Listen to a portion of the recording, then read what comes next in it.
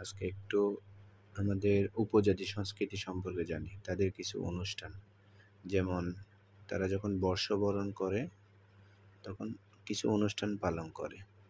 আমরা একটু দেখি, এখানে লিখছি একটা শব্দ দেখেন, বৈশাখী তিমাচা। এই কথাটা মনে রাখবেন। বৈশাখী তিমাচা মানে হলো তিনটি উপজাতি তিনটি মানে অনুষ্ঠান পালন করে বর্ষবরণের জন্য, ঠিক আছে? বর্ষ যখন শুরু হয় তখন মানে একটা বছর যখন শুরু হয় তারা তখন এই অনুষ্ঠানটা পালন করে। যেমন কারা কোনটা করে, যেমন এখানে আমরা বলতে পারি তিথি হবে যে ত্রিপুরা বৈশু।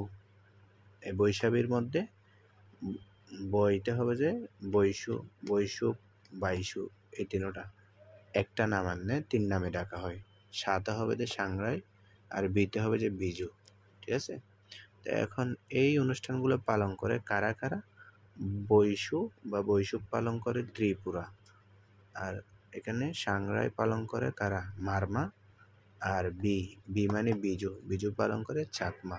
কিছু ক্ষেত্রে তঞ্জঙ্গও এটা পালন করে বিজুটা, এটা একটু মনে রাখবেন। তাহলে বৈশাখী তিমাচা, এই সূত্রটা মনে রাখলে তিনটা বা চারটা উপজাতি কিভাবে তারা বর্ষ পালন করে সেটা আমরা জেনে গেলাম।